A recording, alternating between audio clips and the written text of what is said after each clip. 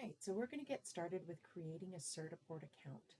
So the first thing that you're going to need to do is you're going to need to go to certiport.com. You can see in my URL it says certiport.pearsonview.com, but if you type in certiport.com, it'll automatically take you to this page. On this page, over in the far right hand corner, you're going to click on the Login Register button. When I click on that button, it's going to bring me to the login page. Now, if you don't already have an account, which you obviously don't, we would go to creating account. In here, that means you're clicking on the Join for Free button. So if I click Join for Free, it'll bring me to this registration page. If you are an instructor, you're going to have one extra step than a student would. Otherwise, a student would also be creating their Certiport account from here, and they would be doing the exact same steps. So I'm just going to walk you through this. The first thing I'm going to do is I'm going to click my language, which is English. I'm going to choose my country, which is Canada. And then I'm going to read through the agreement. I'm going to say, yes, I agree. I'm going to click, I am not a robot. Ooh, this is a big one. I'm going to do stairs. Does that count? I don't think that part counts. Let's just see how much of that counts. Traffic lights. There we go. And then I'm going to click next. Now I'm going to put in my first name. Now the first name that you put in, you need to make sure that you're using proper capitalization.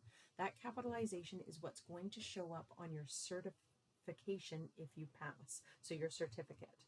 So I'm going to make up a name. So I'm going to do Donald. I'm going to do Cruz. I'm going to select a birth date. We will just do January, and we will go, I don't know how far back we need to go. Let's go 1970.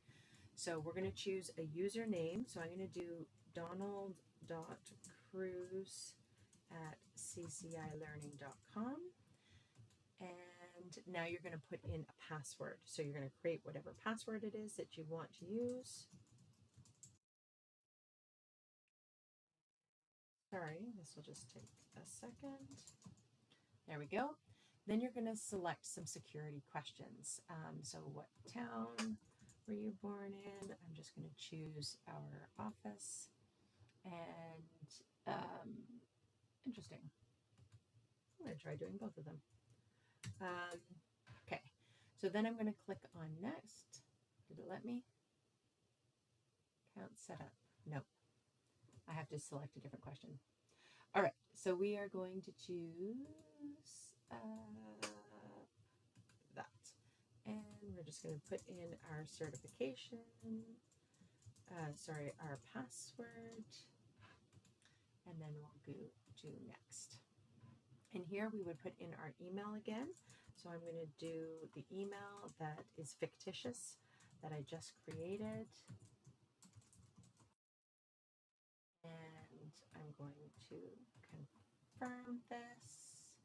I'm not going to put a student ID. Now, on this page, you can see that you've got a couple of different options. You don't actually have to fill those in.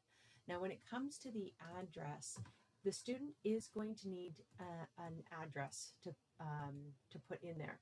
Now, if they're sending it to their home address, you want to make sure that they have a large enough mail slot that they can get the certification in. The certifications are an 8x11 envelope. So if for some reason they don't have one, or if they're in the process of moving and you want to make sure that they get this, then what you would want to do is you would want to give the school address. So I'm just going to throw in our office address right here, which is a little bit long. I didn't actually need to put all of that in there. And then we're going to do Langley. Oh, goodness. I'm going to do the province, which I am located in BC. And then we've got the zip code.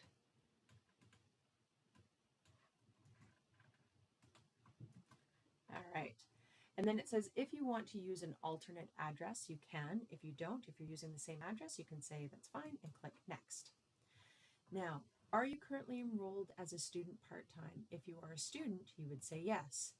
And then it would ask you how many years you've completed. If you're an instructor, you don't need to, you just say no. Are you currently employed? You're going to say yes. As an instructor, as a student, you would say no. If you say yes, are you employed at any of the following? An academic institution, which you are, so you're going to say yes. Are you a teacher, instructor, and educator? You're going to say yes. And again, you're going to pick or choose your gender. In this particular case, I chose a male name, so I'm going to choose male. Sorry, they haven't updated this yet. I do know that this is in the process of being revamped, so I'm sure that this will reflect that in the future as well. I'm going to click submit. And now it says, welcome to Certiport, Donald. You have completed your registration with Certiport, and now you have access to all the benefits granted to the Certiport users through the Certiport portal. Please tell us what you would like to do next. Now, if I'm an instructor, I want to be able to take an exam and I want to become a proctor. Now, when you say take an exam, this is what your students are going to fill out, but your students are not going to fill out becoming a proctor. You're going to click on next.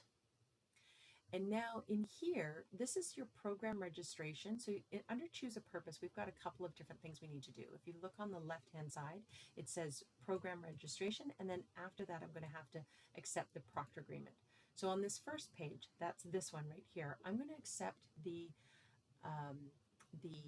vendor registration pages. So every time you take a certification exam with a particular vendor, you're going to agree to their terms, which is essentially that you're not going to cheat and that you're basically registering with them. Now, there's a lot of different ones that you can register with. Depending on which company you choose will depend on whether or not there's a form. On the Microsoft one, if I click register, it's going to bring up this registration page. Now, this registration page, if I don't fill it out here, it will show up right before I take the exam.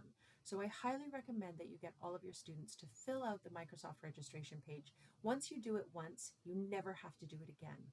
Now it automatically populates with all the information that I put into Certiport. If this wasn't filled out, I could click use my Certiport profile data and it would automatically fill it in. So if I click that, it essentially, you can't see anything different because it's already filled in.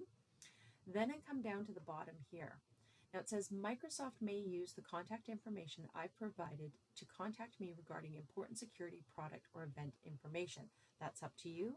And then the next one is Microsoft partners may use the contact information I have provided to contact me directly about important security product and event information. So depending on what you choose, you would click those and hit submit. It takes a couple of seconds to register.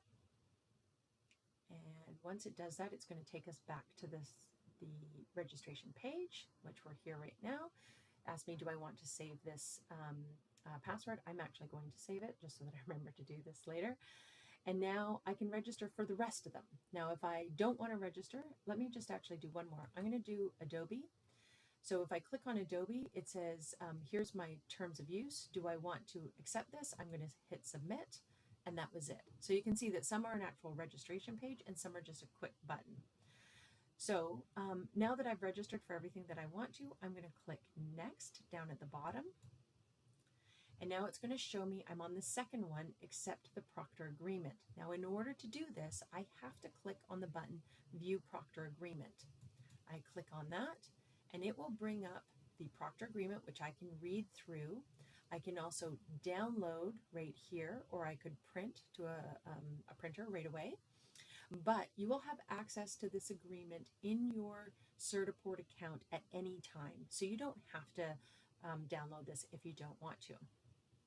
But you do have to click the accept button. So you click accept, and now it says, great, your proctor agreement status has been accepted. So we're going to click next. It says, congratulations, you've set up your account. So you've got all of the information. We've done all of these steps, and we're going to click finish. Now it automatically populates me into my test candidate profile. Now from here, I'm going to need to get my program lead to add me to the testing center of my school. So another point to bring up is in this page, this is where students will have access, but let's say you forgot to sign the proctor agreement. You could always come into this page, so you'd log into Certiport. You would only have one view, which is test candidate, which you can see I've got two roles, proctor and test candidate. And you would scroll all the way down and you would say, become a proctor right here.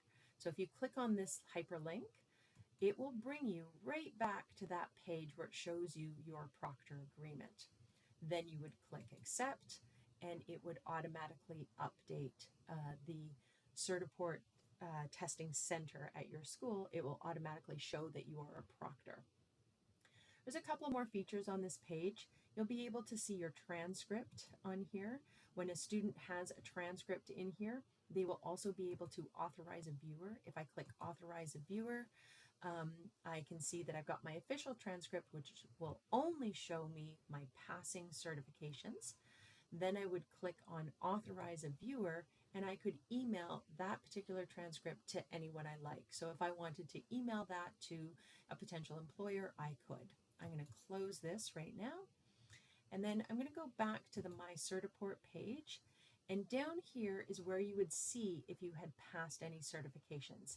It would also give you a little link that'll allow you to download your certificate once you've passed, or you could order a cardstock one from Certiport. It costs, I believe, $10 to $15. And you would see everything, what you've passed and failed in here. If you're dealing with vouchers, you can also add a voucher here, which is basically like money. So let's say you purchased one from a bookstore and they gave you a 16-digit code. You would put your code in here and you would assign it to yourself. Those are the main features in here. And I wanted this video to be a little bit shorter just about the registration. So we're going to end this video here. If you want to learn more about the testing center, we have another video for that. All right, thanks so much.